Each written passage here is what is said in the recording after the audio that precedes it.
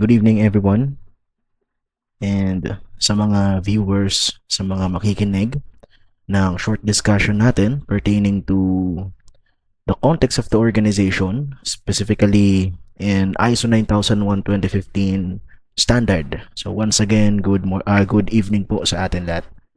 So we're going to talk about sa ating short discussion for this evening. We're going to talk about needs and expectations and interested parties, the NEIP, and also the KOTO, no? So, ibig sabihin, pertaining to clauses 4.1 and 4.2 of ISO 9001:2015 codes and standards. But before we begin, would like to appreciate the framework, okay, na nasa screen po natin. No, so we're going to talk about for this evening the two major clauses of the ISO 9001:2015, but we'll be focusing to ISO 9001:2015, specifically clause 4.1. Okay, so that is what we called KOTO, or context of the organization. All right. Now, before we begin, would like to appreciate something pertaining to the ISO standard. Okay. So let's say I have here the ISO code. Okay, specifically 9001, hold on, 9001:2015. Now, under the ISO 9001:2015, that is what we called auditable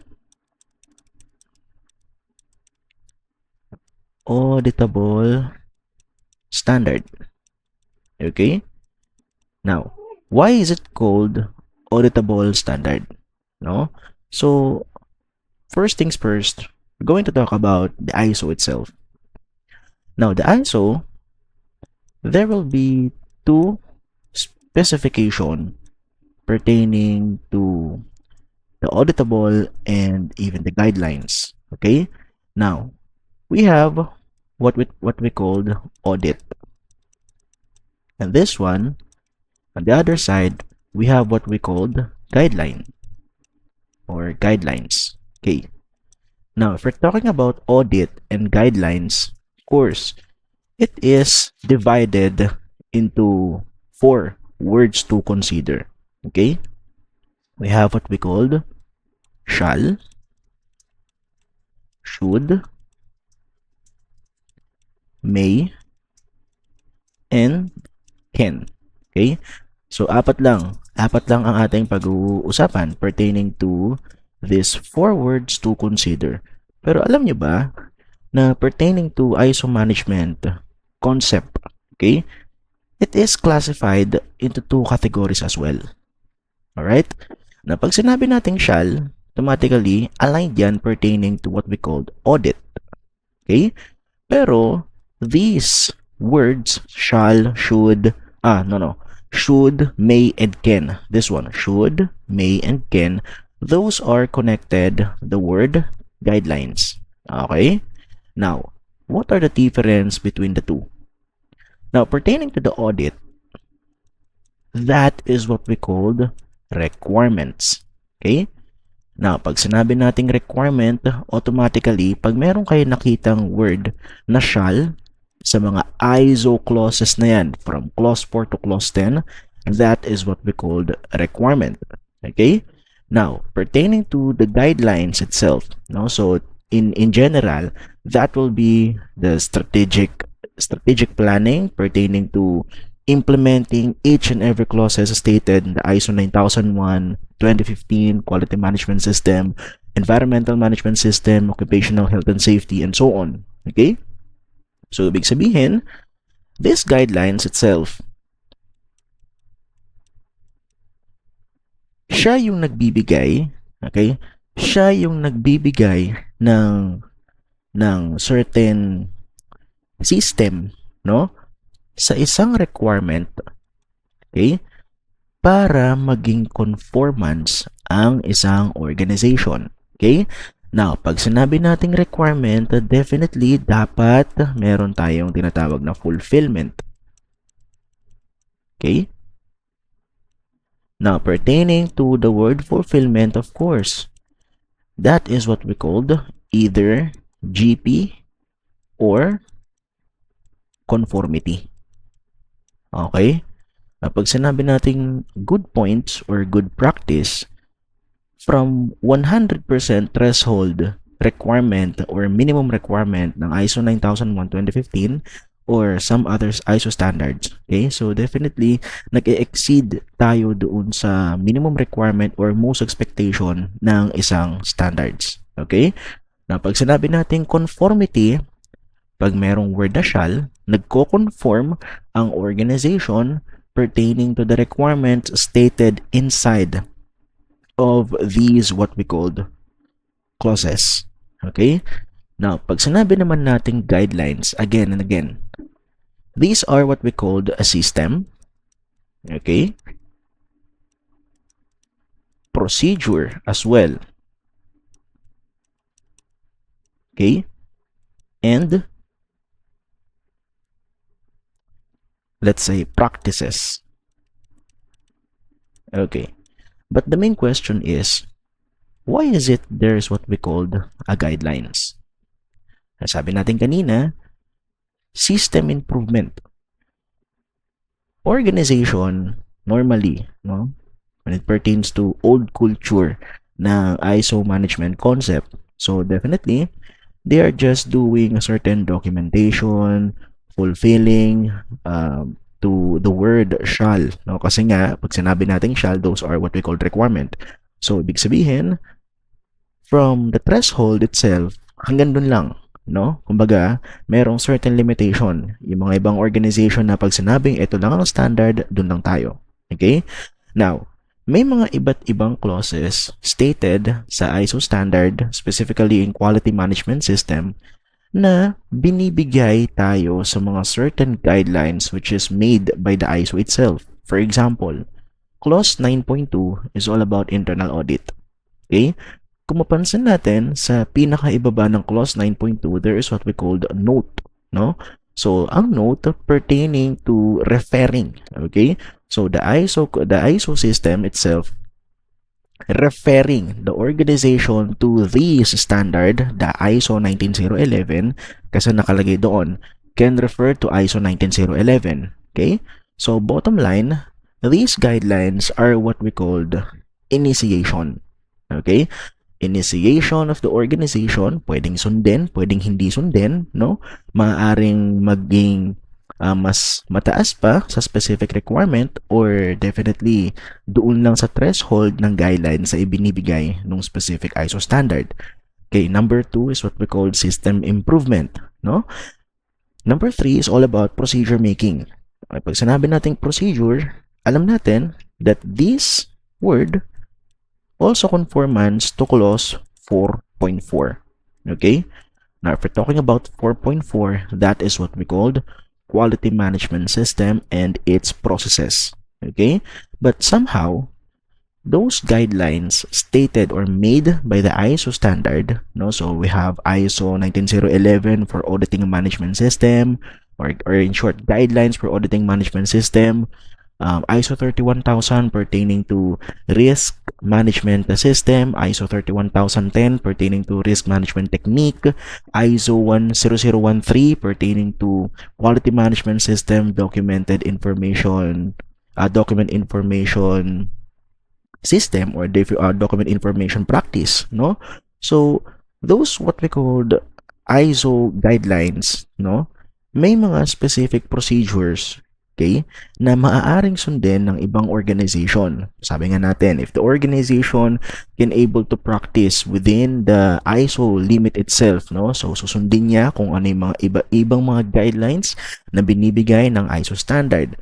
Okay, but somehow the organization can be able to exclude, no, sa expectation, which is what we call the minimum requirement and above expectation itself. So, big sabihin, pag sinabi doon, shall maintain and retain document information, so definitely, hindi lang nagme-maintain, hindi lang nagre-retain ng specific documentation.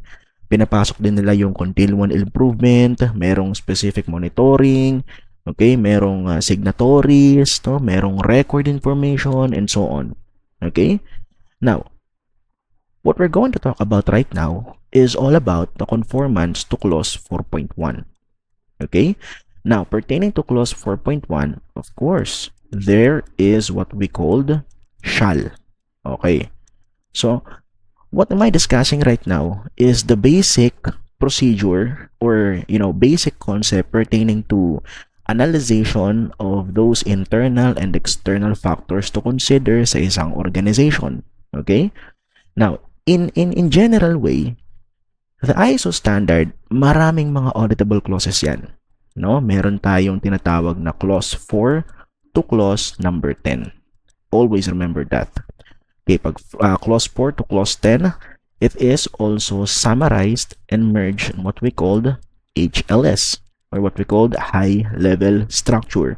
Kapag sinabi natin high-level structure, from plan, do, check, and act cycle, what we call the PDCA cycle of the ISO management concept, it is already embedded, no? Kumbaga, integrated lahat ng mga clauses to the PDCA, the plan, do, check, and act guidelines. Okay? Now, specifically, clause 4. Kasi nga, we're going to talk about the clause 4.1 or what we called understanding the context of the organization, which is under clause number 4. Okay? So, ganito ang tamang pagbasa dyan, participants. Pag number 4, that is what we called clause. Okay? Under 4, we have subclause. Okay? Now, ang pag-uusapan natin for this short lecture is what we called subclause 4.1. So again, pertaining to understanding the context of the organization or what we called KOTO. Okay? Now, what are the importance? No? Ano po ba yung way, no, in order that the organization can implement this one? So first things first, we're going to talk about the importance itself, no? So definitely the importance of analyzing, okay? The importance of analyzing these what we call issues, okay? We're going to refer basically improvement, number 2, moral, number 3, apology sa sulat, customer approach, number 4, of course, hindi nawawala ito. Even though na hindi man ISO standard ang pag-uusapan, no? But any regulatory requirement, okay? Sciences and organizational knowledge. Okay. So those importance pertaining to analyzing internal factor and external factor improvement. Okay? So I will direct it to the point. Requirement, no, ng standard ay makapag-determine ng internal and external context. Okay? Now, improvement, definitely, papasok kasi tayo sa tinatawag nating assessment. Now, the question is, paano ba nagkakandak ng assessment? Titignan mo lang ba yung isang bagay? Titignan mo lang ba yung system? Titignan mo lang ba ang proseso? Titignan mo lang ba ang implementation? Titignan mo lang ba kung paano ginagawa? Titignan mo lang kung paano siya-check? It's not like that. No? So, if you're conducting assessment, definitely, there will be a lot of factors to consider. No? Para lang sabihin natin na nagko-confirm ba ang organization? Marami bang mga certain issues na existing and potential issues na magiging existing, no, once we're able to do assessment as well. Okay? Now, bottom line, if we're talking about assessment, we are talking about deep analyzation. Okay? Not just only deep analyzation, no? We're also referring to methodological concept pertaining to risk assessment. Okay? Number 2, we're also referring to GEMBA, no? So I would like you to appreciate, no, every conduct of my lecture, kahit sa ang organization po ko nagkakandak ng lecture, I always mentioned GEMBA, no? Malaki po kasi ang factor to consider Gemba, no, sa isang organization. No? It's a Japanese terminology wherein ang kanyang meaning is getting to know. Okay? Getting to know. Ang alin? Getting to know the following: the area, the process, okay, the people, okay, the management, okay, resources as well. Now, these areas, process, people, management, even resources, we can also refer that as what we called 6M of failure management. Okay.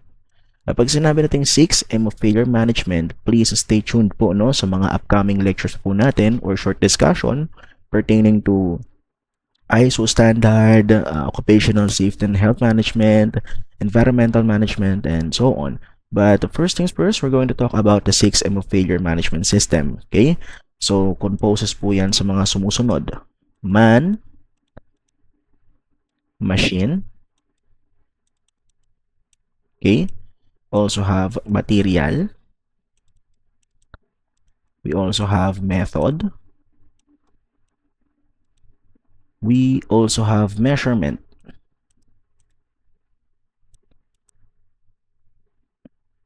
And the last one, milieu.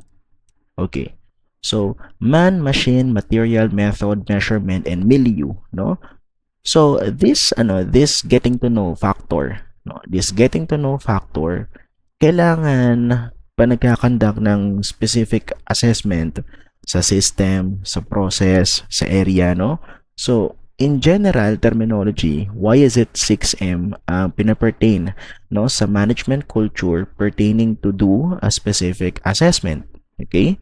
Pag sinabi nating 6M, kaya nga pag sinabing failure management, definitely may naghahamper sa specific operation, may specific defect, may non-fulfillment of a requirement, may customer dissatisfaction, in short, may problema. Okay, pag sinabi nating man, your manpower, your people, okay, people involved pertaining to the activity, the people involved pertaining to your management culture, the people involved in your operation, okay, and also the people, no, na uma-attend ng management communication, ng execom, okay. So how is it? How is the standing? No, so meron bang aligned ba yung management procedure na ginagawa and minomonitor ng mga personnels pertaining to the strategic direction ng isang organization? Okay, so pertaining to machine, adequate ba yung specific resources? Is there any presence of machineries? No, is there any presence of guidelines or SOP pertaining on how to operate? And pag merong mga emergency situation like power interruption, may magkaroon man ng accident or ng incident, meron bang emergency guideline? No, the next one is what we call your material and even the method. Okay? So, in a simplest way, no, so the material itself, your raw material, na the raw material ng specific department. So, for example, the HR, ano-ano po ba ang specific materials na ginagamit in order to fulfill their specific process? So, for example, under the HR, meron tayong tinatawag na hiring of employee personnel. So, therefore, hiring of employee personnel, ano yung mga materials na kinakailangan natin? No, kailangan ba ng application form? Kailangan ba ng examination form or entrance examination? Anong mga specific requirement pertaining to the medical checklist? Ano po ba ang credential na hinahanap natin sa tao? Okay? Now, when it pertains to the method, definitely, how does your process exist in your specific department? So, ibig sabihin, na-implement ba kung ano ang sequence and interaction pertaining to your flowchart?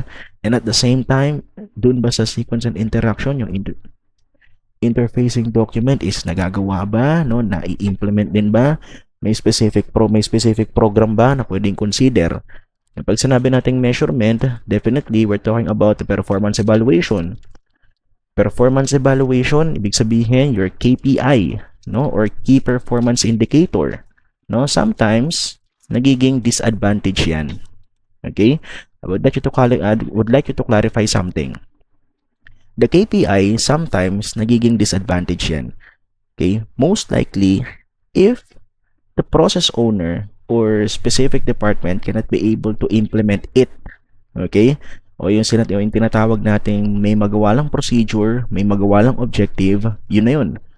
Okay, but on how they can able to monitor, how they can able to calculate, to disseminate that, hindi naman nagagawa, no? Hindi na po promote, hindi thoroughly and consistently na i-implement.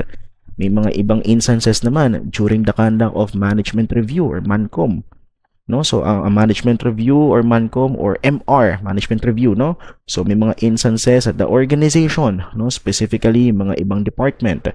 Okay, so kung kailan ang deadline ng submission ng report prior to start ng management review, doon lang sila gagawa ng monitoring, no? Iimbento nila yung formula. Okay, so ibig sabihin, the KPI itself, kung hindi consistent ang monitoring, therefore nagiging disadvantage yan pertaining to this one. I would like to take the opportunity for me to advance this one. Okay? Sometimes nagiging disadvantage ang KPI sa moral, legal, and financial. No, but later on, I will discuss this deep understanding, no, para mas ma-appreciate natin ano ba yung 3 pillars to consider na yan pertaining to the quality management system. Okay? And the last one, we have milieu. Okay, I would like to take you some notes. Pag milieu composes of 3 types of environment. Okay? So 3 types of environment. So environment specifically for physical. Okay? Specifically for physical. So environment naman for psychological. And the last one, environment for social. Okay? Kasi may ibang systems ng organization, instead of calling that milieu, they call it mother nature. No, but somehow pertaining to mother nature, nagkakaroon ng curiosity, no? Curious yung iba. Okay, mother nature, sir, ang expectation namin, those are what we call the natural hazards. Earthquake, typhoon, volcanic eruption, no? Either man-made or natural hazards. But technically, milieu stands for 3 environmental consideration.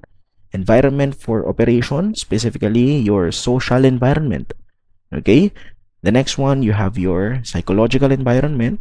So, mental capability ng mga employees natin, your contractor, the interested parties, and the last one, you have your physical. So, dyan papasok yung mother nature. The physical, either earthquake, climate change, okay, inclement weather, increase of heat index, and so on. Now, since we discussed, okay, the importance specifically for the improvement, we go to the next, moral, no? Just also connect to this one. Now, the relationship between the two, okay? This triangle, inside, okay? Inside of that triangle is what we called your organization. Organization what? Management system. Okay? Now, pertaining to your organization's management system, some of the articles showing in social networking site, there is what we called 3 pillars to manage safely. Okay. Now, I think pertaining to safety officers, safety trainers, safety professionals is very, very familiar to you. Okay, 3 pillars to manage safely. We have legal, we have moral, and we also have financial. Okay, so pertaining to legal requirements, definitely in compliance, no? Pertaining to national framework provided specifically here in the Philippines. What are those? Health and safety framework. Okay, you have your environmental framework. You also have your quality management framework internally, okay, to your organization. But pertaining to ISO compliances, Okay, so we have the ISO 9001 2015 legal requirements. We also you also have your 14,001, 45,001, and so on. Okay, now next one, financial. Of course, financial stability. Okay, so the organization can be able, no, to give a specific action planning whenever there are complaints, no, sa government industry, no, hindi man pumasok dun sa customer satisfaction measure or CSM. Okay, discrimination, no, kaya may tinatawag na gender and development corner, no, sa mga government institution. So definitely financial stability, that is what we call your organizing the capital expenses and even operational expenses of each and every department inside of your organization. Now, we also have the moral. Okay, pag sinabi nating moral, we're talking about the two. Okay, the organization and IP. The organization and the interested parties. Moral itself ng organization. So definitely no customer complaint, compliance to national and international framework, consideration of continuous improvement, improvement of operations pertaining specifically the products and services, okay? And at the same time, current update of their risk assessment. Now, pertaining to the IP, no? So, pag sinabing IP, we're talking about the interested parties. At pag sinabi nating interested parties, those are what we called customers. Okay? At pag sinabing customers, these are divided into two. You have your external customers and you also have your internal customers.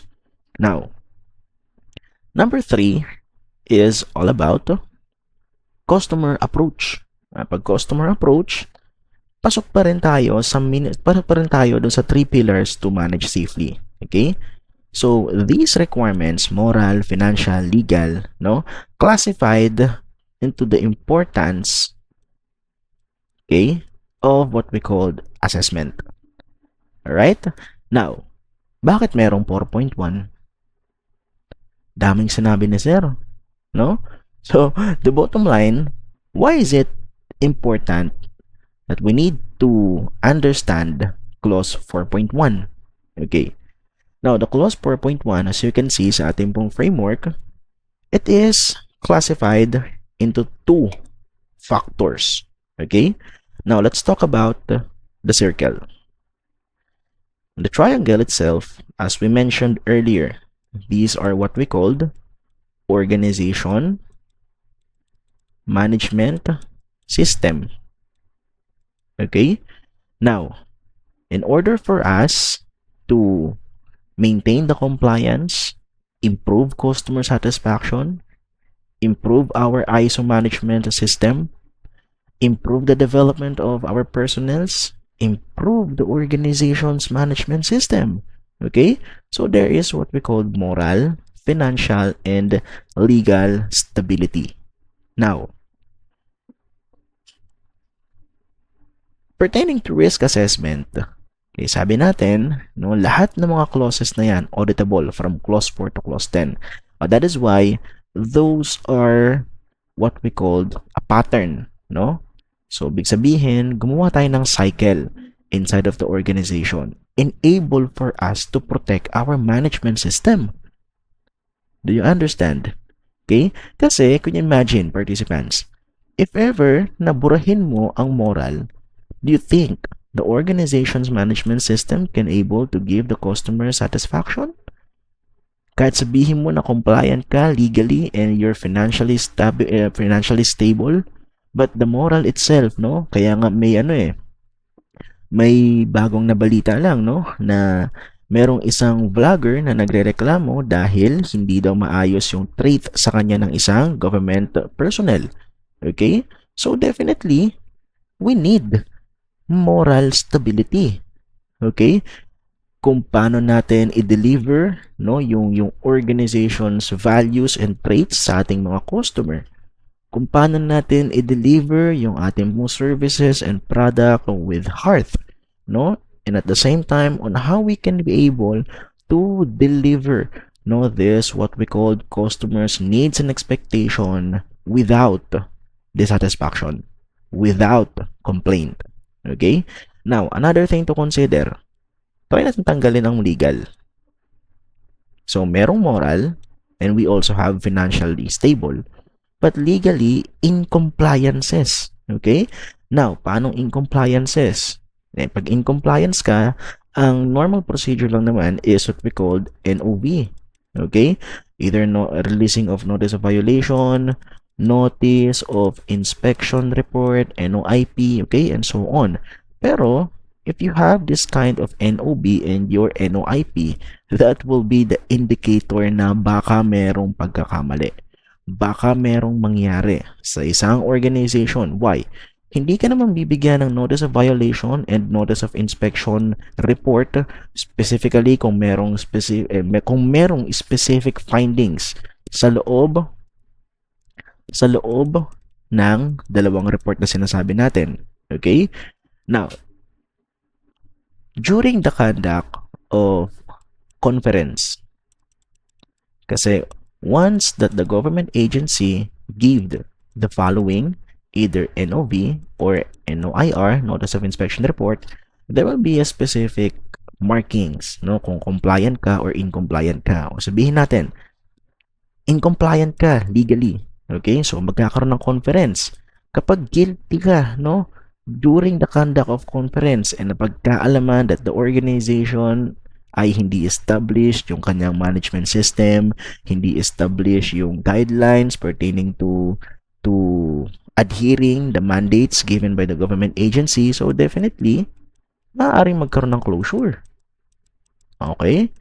Now, pag nagkaroon ng closure, do you think, are we able to stable the organization's management system? Of course, no. Okay? Now, financially stable nga. Sabihin natin, not included. Moral, okay. Masipag ang mga tao. No? Pumapasok sila araw-araw, ginagawa responsibilities, and at the same time, binibigay kung ano ang needs and expectation ng client. Legally compliant. Okay, malakas kay mayor. No, hindi binibigyan ng notice of violation dahil malakas sa mga ibang government agencies.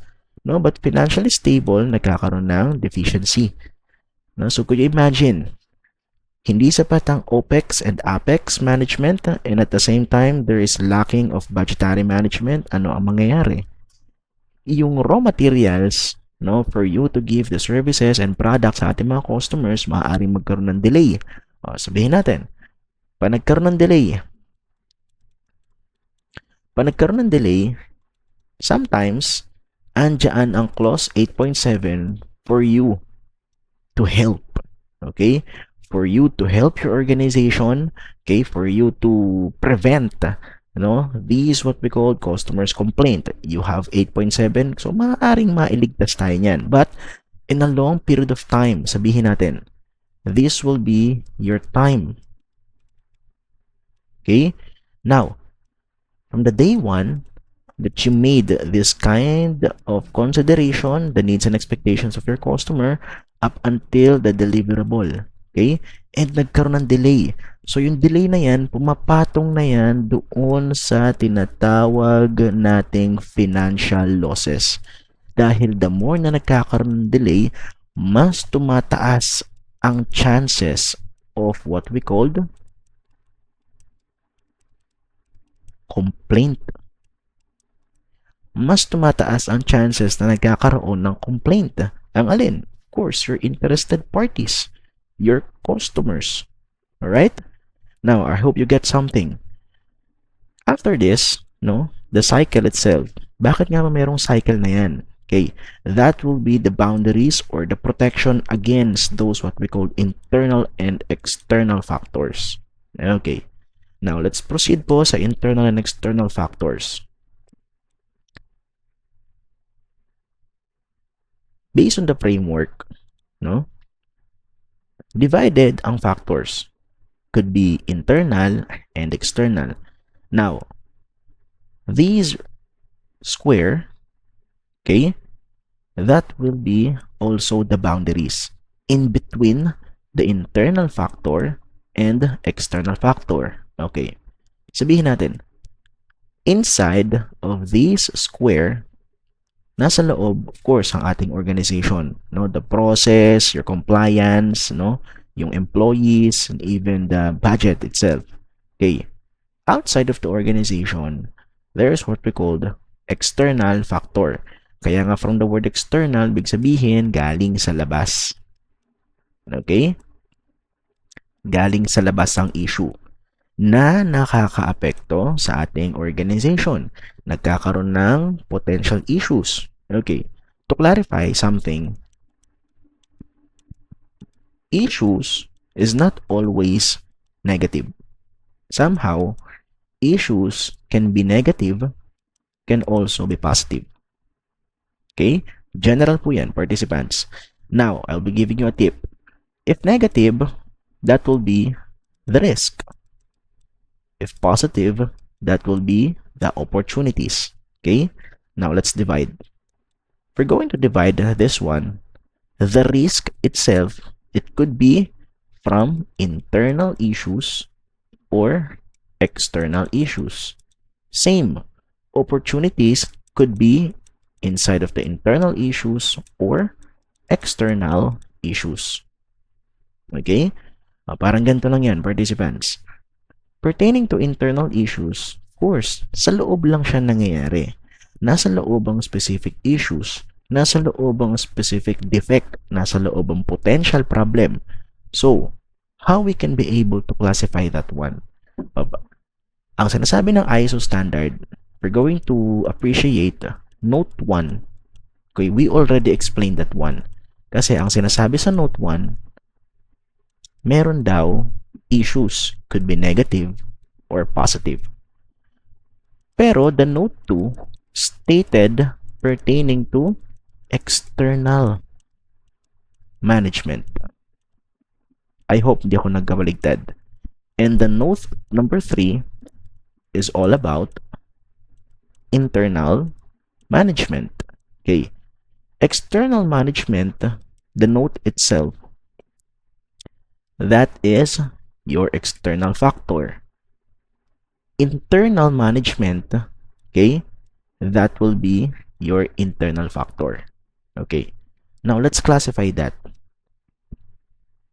Sa internal and external factors identification, ang sinasabi ng 4.1, determine,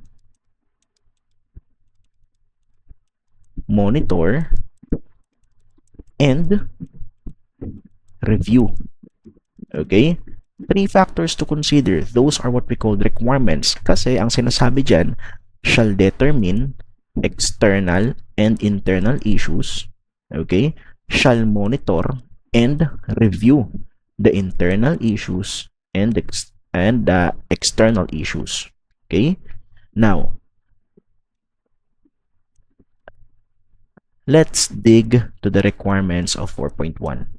Ang sinasabi, merong tools. Okay? Common yan, participants. Lahat ng mga ISO clauses, from clause 4 to clause 10, there will be a certain applicable tools to consider. Okay? So, for this evening, we're going to talk about PESEL, okay, and SWOT analysis. Alright. Now, pertaining to PESEL and SWOT analysis, this one is for external issues, and the SWOT analysis, both external and internal issues. Now, the upcoming training, I will cut this one, participants. So, the next video, pertaining naman po tayo sa PESEL management and the SWOT management for us to satisfy the internal and even the external issues, either positive or negative issues ng organization, ng people, and even the resources, financial stability, and so on. Okay, so again, thank you everyone for listening. Stay tuned po sa pangalawang video natin. Salamat po.